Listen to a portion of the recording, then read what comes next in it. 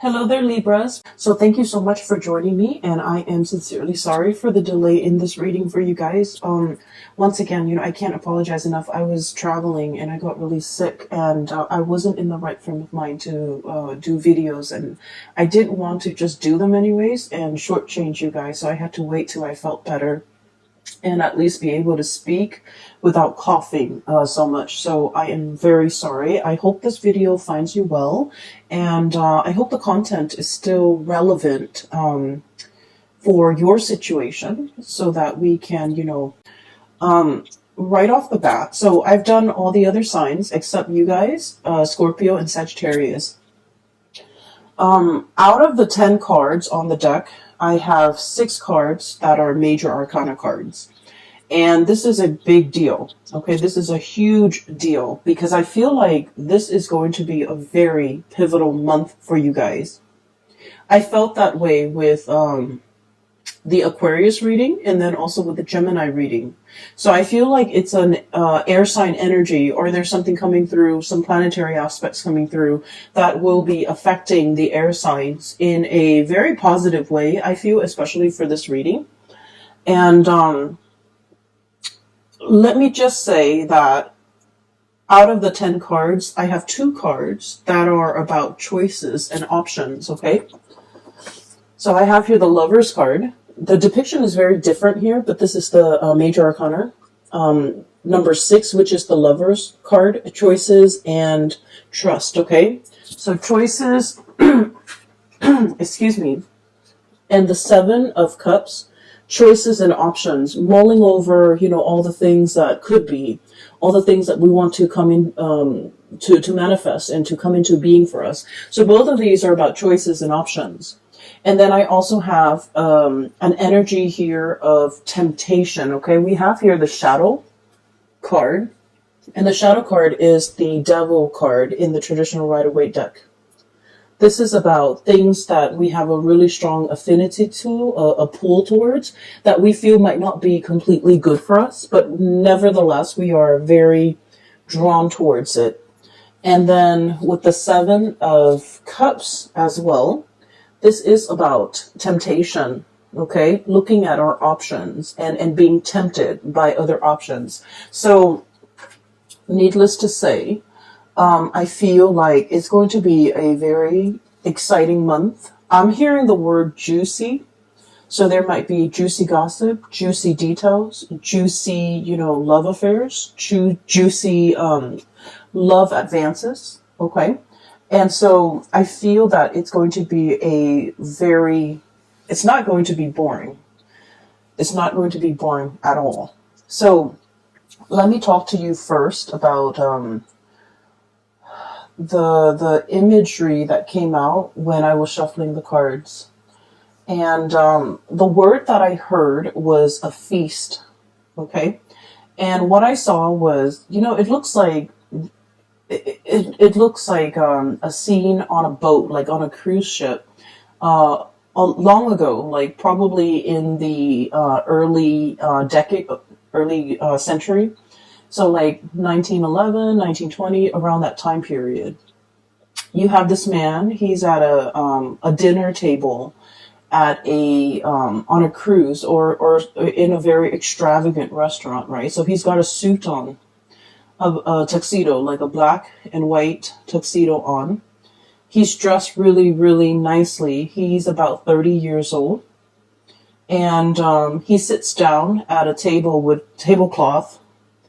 And the waiter, and I just cannot express how decadent the environment is. I mean, it's got tablecloth. It's a fancy dining place. And the waiter comes in with the wine list and comes in with the special. And the waiter is just like, what would you be having today, sir?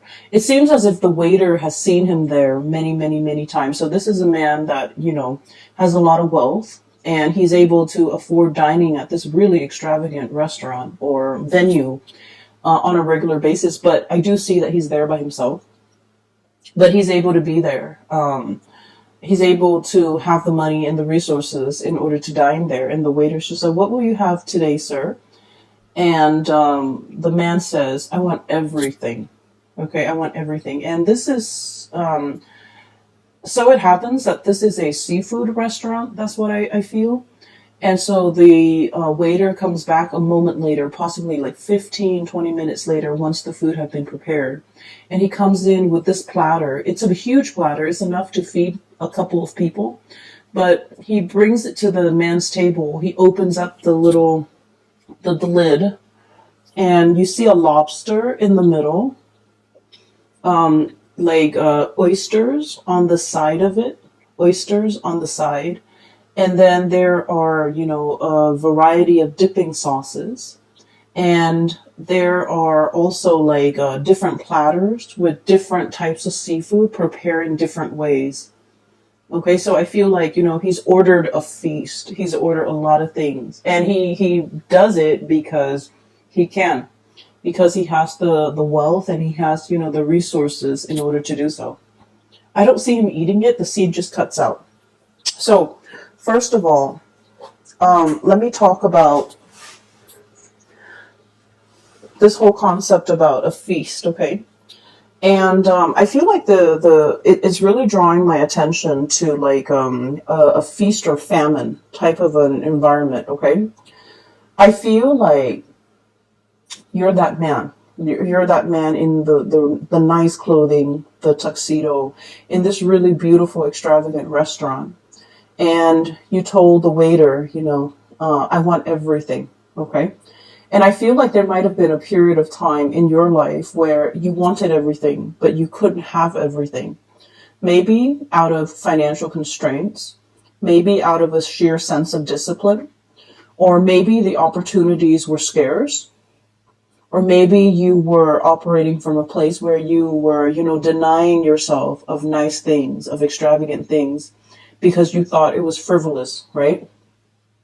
And so I feel this concept of feast or famine, I see a lot of people who might be in the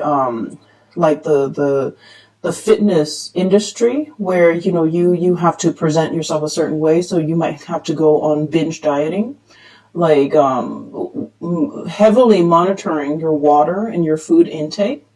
And so there might be bouts of time where you're binging a lot on certain foods to bulk up, and then there are times when you're required to drastically lose the weight or tone up or shape up in some way or some fashion.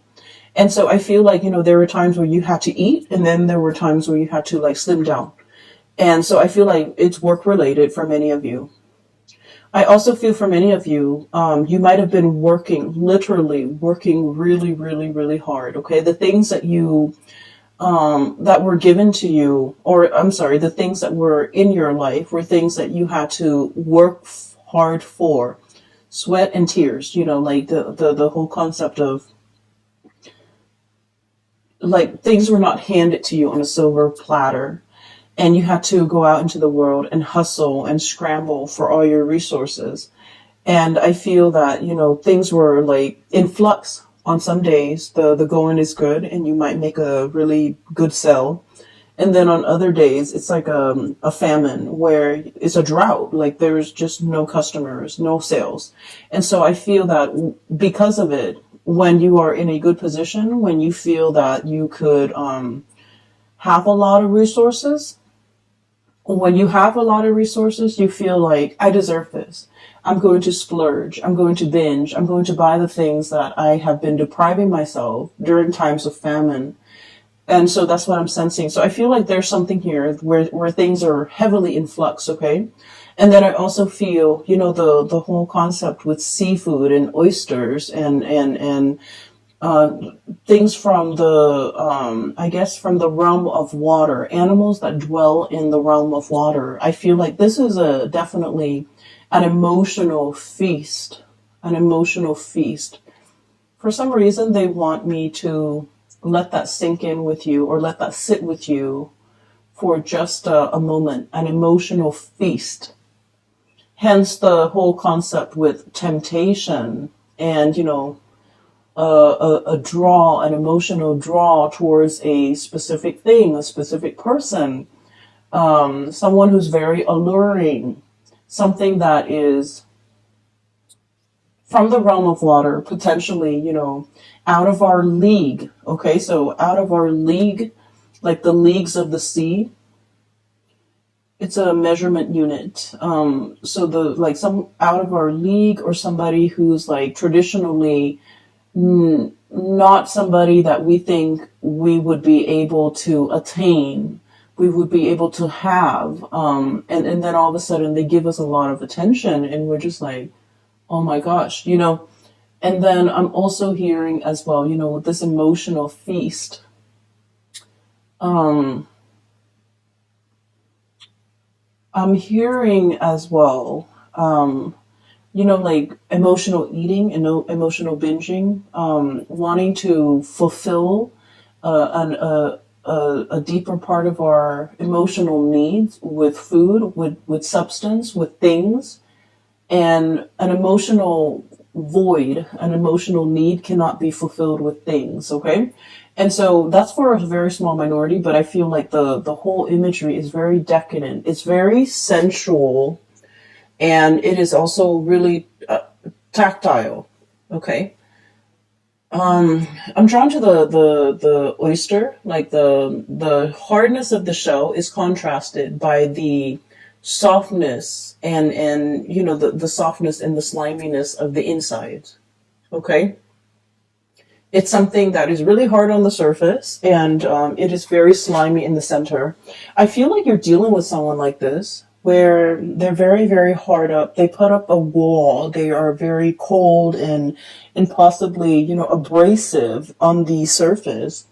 But inside is this, you know, gooey, soft middle. So it indicates to me somebody who has a really soft heart, and I feel like the world has made them very hard. Life was hard for them. This could also be you, Libras. Okay, so I feel that, you know, you're very diplomatic. A lot of Libran people are just very diplomatic, and you show a really nice face. But I do feel that you are skeptical. Okay, you're skeptical about, you know, about people's intentions, about life. And I feel like when you're dissatisfied with something, you voice your opinion. Okay, you will get angry, and you will be able to say, like, you know, exactly why that bothers you or why you're discontent. And so I feel like there might have been, you know, periods of famines where you're just like very discontent. And so we're coming into this like bubbling spring, the springtime of your life. And what I'm seeing as well is with this whole concept about, you know, that gushy center, feeling your heart soften all over again, and being able to live your life more from that heart space rather than letting that abrasive, hard, I feel like, you know, gritty outside or exterior get to you. Okay? So it's a very, very sensual type of a reading, and I'm going to talk about, you know, the cards individually. So, first of all, moths to a flame. Okay, so I have here, this is the Five of Cups, and it's also the Firefly. Okay, so this is like um, a,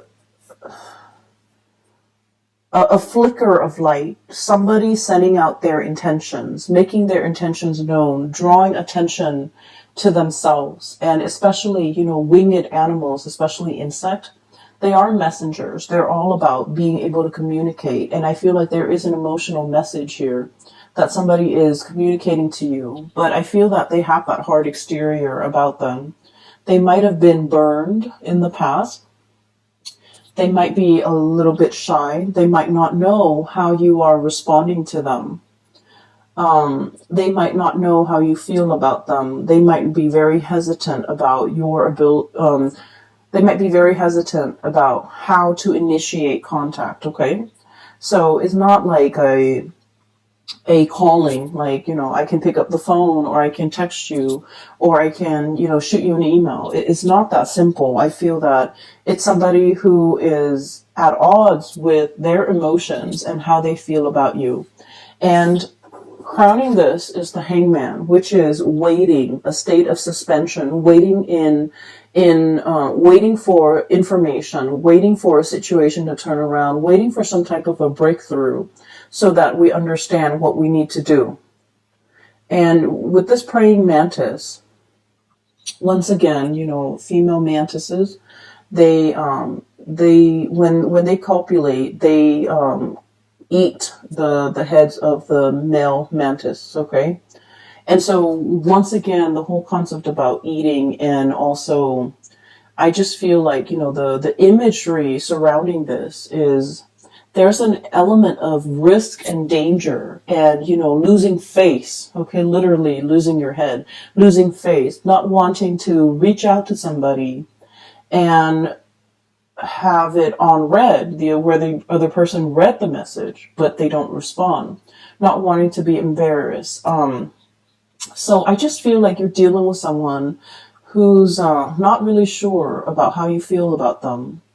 And they are as well they might be very confused about their feelings. They might be feeling things and all their emotions are very bunched up and they don't really know where to begin, okay? It's like fumbling in the dark. That's what this Five of Cups feel like to me. There's not enough light. Even though the animal is casting light or drawing in light, but you're only seeing kind of like Morse code, like sparks of light. It comes and it goes.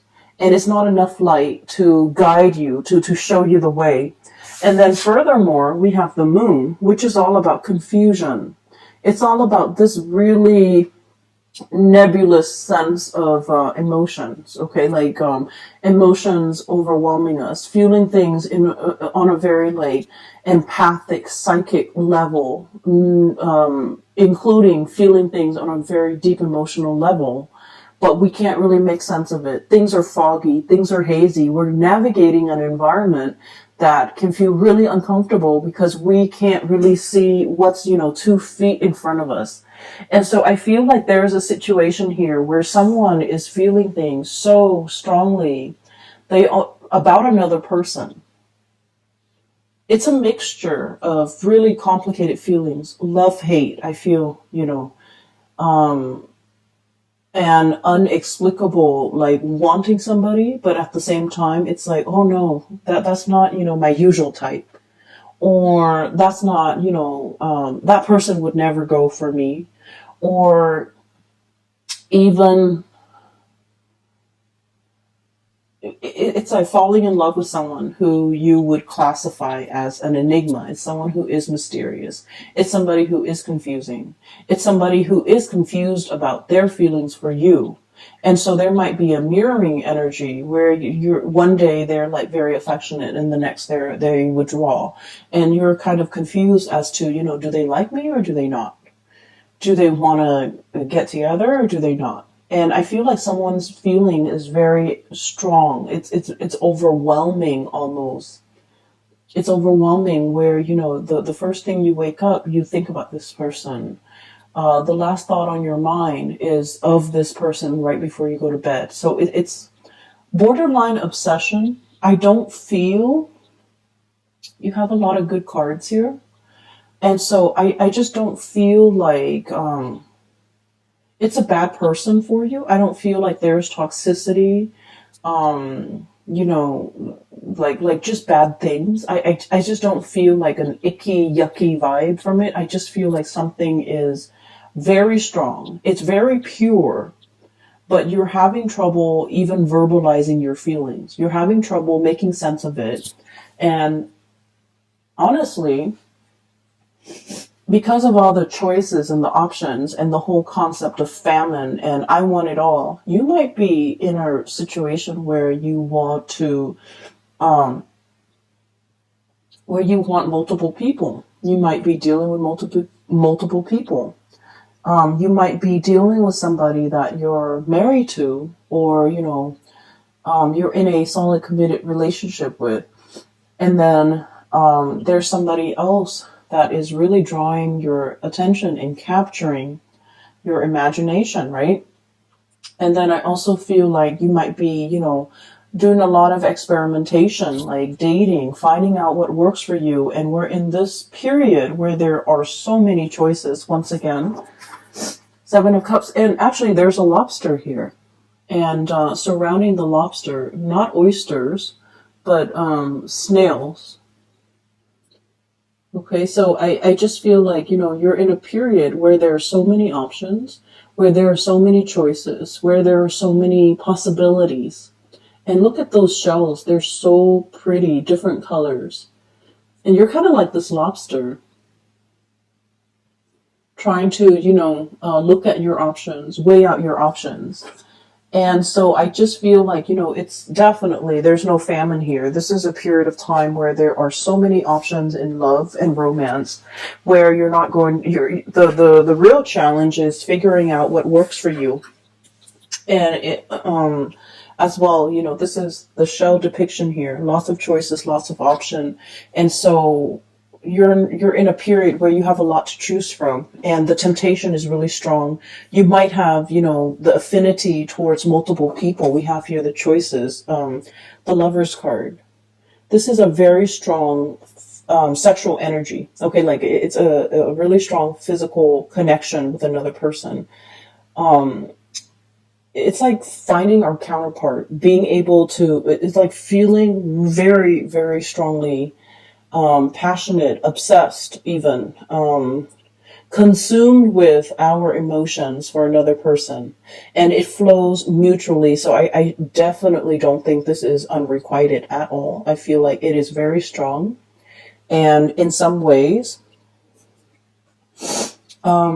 I just feel like you're fighting yourself. You're fighting yourself about how you should react.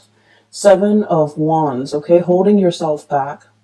And I also feel like, your friends, your family members, the people who know you well might have, their opinions about this connection, about this person. And they might be telling you, what are you doing? Excuse me, they might be telling you, like, what are you doing? Why are you with this person? This is not a good match. Or, they have their opinions. Everyone has their opinions. You might be dating two people, and people are just like, what are you doing? Why are you doing this to two people? Or you might be dating multiple people, and you're okay with it because this is a period of feast for you. You understand what it means to, have gone through a period of famine, and now you're in it. You just want to indulge. You want to get your hands dirty. You want to embrace life. You want to take up these opportunities because, you understand that it doesn't come every day. This is not, any time of the year, any time of the day. This is something very special. And so I feel like, if people are judging, or if people are giving you, advice and you've never asked for it, it's like unsolicited advice. You're not going to give them the time of day. And so there is a partner here. It's they're bringing about, like a major overhaul in your life. I have the Awakening card. This is the Judgment card, contact, communication. This is once again very decadent, the Peacock, okay? With this Judgment card, contact and communication, I just feel like this person is bringing about a sense of awareness that has been very dormant within you. You might have also gone a really long time without dating, and then all of a sudden, all of these people are throwing themselves at you, and you're wondering, you're kind of like, I feel, what is that word that's coming through? It's awakening your passion for the very first time. Somebody is awakening a part of you that has lain dormant for so long, and you began to doubt that that the passion could even be awoken again. And a lot of the times, if we've been through like a really bad relationship where we got our heart shattered to a million pieces, we find it really difficult to trust in another person, to believe in love, and to go out there and find a kindred soul. But somebody is coming into the picture and they really meet all your requirements. And I also feel like they're awakening that dormant passion within you. And it feels really good, right? Like this is a really feel good, decadent feast that's happening in front of you. I guess the advice here, of course, with all this passion and all this energy is for us to take things slow, okay? Don't lose our sight. See things in black and white. So what this means is a lot of the times when we're in a relationship, we feel that the other person that we're in love with, they can do no wrong. We overlook a lot of bad traits, a lot of bad things that surface at the from the get-go, because we're, it's puppy love. We're infatuated, and and I feel like, we're willing to overlook a lot of things. So this is kind of like telling you to kind of ground yourself, keep things in perspective. And, if they have faults, just make a mental note of it. Okay. Don't get so wrapped up in the other person where you believe they can do no wrong. We're all humans, right? And it's not so much about the other person disappointing you. I don't feel like that's the case. I feel like a lot of the times too, Libras, we can be disappointing ourselves by putting so much faith and seeing things through like a very naive lens. And we set the relationship up for failure because it's not off to a realistic start. So they're really telling you this can work. This could be the one. But you have to, build this relationship very slowly, methodically, and build it on a very solid footing. So that means, no matter how passionately you feel about the other person, make sure that both parties are on board with the building process. Make sure that you're not the only one putting in all the work and all the effort because you're so infatuated. Infatuation is not a bad thing, okay? It's really strong desire and passion that we feel for somebody. It's not a bad thing, but it can be a bad thing if we're letting that kind of like cover up all the potential flaws in another person because we are not seeing things in a rational way, okay? So this is very much on par with the Aquarius reading. If you have Aquarius in your chart, or if you're dealing with Aquarius, it indicates, I feel like for the Aquarius reading, it's very similar energy, really similar. And if you're dealing with Aquarius, that may explain a lot, because I feel like this is a really divine union. It's a true soulmate type of a connection between you and another person, where they are awakening a side of you that that has not been there for a long time. And I'm talking like decades. I'm talking years. They're awakening something inside of you that is very spiritual in nature as well. Okay? So, I can't remember the Gemini reading, but I feel like with Gemini, there's definitely temptation with the Gemini reading, but I didn't see that with the Aquarius reading. I'm seeing temptation for you as well, but I don't feel like anybody's stepping out of the relationship. I just feel like there's so much passion here and so much potential for like flirtation. And so let me talk about this. This is the Six of Cups. So, excuse me, the Six of Shells, this is the Six of Cups, okay? Peas in a pod, okay? Finding somebody who is, so the imagery of duality, right? Someone who's very different from you, but someone who's very compatible with you. Finding that kindred soulmate, finding the one. The Six of Cups is usually like a soulmate connection. We've known one another in a previous incarnation, in a previous life. And I feel like you could recently just meet somebody or meet this person, and it feels like you've known them forever. There might be a lot of synchronicities surrounding your meeting, surrounding the history. So for example, you might have lived in this city, and you go through life and like no one has ever heard of the city, or you don't know anyone who has traveled there or has even lived there. And you meet somebody and they're like, oh, I know where that was. I used to live there. Or, you went to a specific college. You worked at a specific company, And then it turns out that they also went to that college. They also worked at that company. But the timing was off, and that's why you never met. So it feels almost as if, two souls trying to find each other. And they were in the same place, but at a different time. And because of that, their paths never crossed. And now, in this moment of synchronicity for this month, it's almost like a portal opening.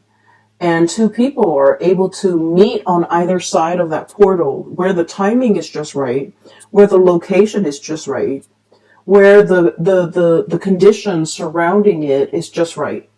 So, for example, you might have somebody that you were really in love with, and you were single, but they were not. And then all of a sudden, you got into a relationship, and then you find out they're single. So you keep missing each other. But then something happens, I feel like, for this month, where the two of you are on the same page, living in the moment, in the same area, in the same vicinity, and things are able to take off. Because with this Six of Cups, it's sentiment and joy. And I feel like, you're going to be very, very happy. And the Love card, it's duality, mirroring, but also like the finding a mate, being able to find the one who is exactly like you, finding that missing part of your soul, feeling really complete when you're with this person. And the feeling is very mutual. Okay, this is like a really strong, very, very strong soulmate type of a connection for you and this person, whoever it is. It's really wonderful. And what's crowning here is that, once again, that devil energy, the shadow. And this is about, as well, I feel like this person is going to be very transformative in your life. They're able to move you to the next evolution or the next phase of your life. And what that means to me is, I feel some of you might be in a relationship that is very toxic. You might have outgrown a relationship, and I feel that you've met somebody while you're still attached. That's what it feels like to me. And this person is like a breath of fresh air. And you're looking at things skeptically, right? Like, it's just a test, or, I'm attached. I really shouldn't go there. And I feel as if you're thinking, it's not real. You're thinking like, this is too good to be true. It's not real. And I also feel that you're doubting the connection. You're just like, it's happening too fast for so long. I've been in this drought, in this famine, and in this state of like parched earth, like scorched earth, where I didn't feel anything, where there was not enough abundance. And then all of a sudden it happens and you doubt it. You doubt the connection. And there's a part of you that, is very rational, where you overanalyze a situation, and the way that it makes you feel and the way you respond to this person, it just doesn't make sense. And because it doesn't make sense, you don't trust it. And so I feel that you should let go of these things that are really holding you back, and look at this situation for what it is, all the synchronicities, all the series of events that have to kind of like play out in order for the two of you to be able to meet. And we have as well the moon. Furthermore, confusion. Okay, options, confusion. And I can assure you, this is a very good connection. You definitely should explore it. You definitely should take your time to get get to know the other person. And you want to do it with, eyes wide open, so that you're not you're not like blinded by the infatuation. But then I also feel for many of you, you're in a really bad relationship. You've met somebody new that's like a breath of fresh air. And it's making you question and re-examine whether or not the current relationship is still good for you. Okay, it's still good for you. So that's for those who are in like an unhappy attachment, a relationship, a marriage, or whatever it is.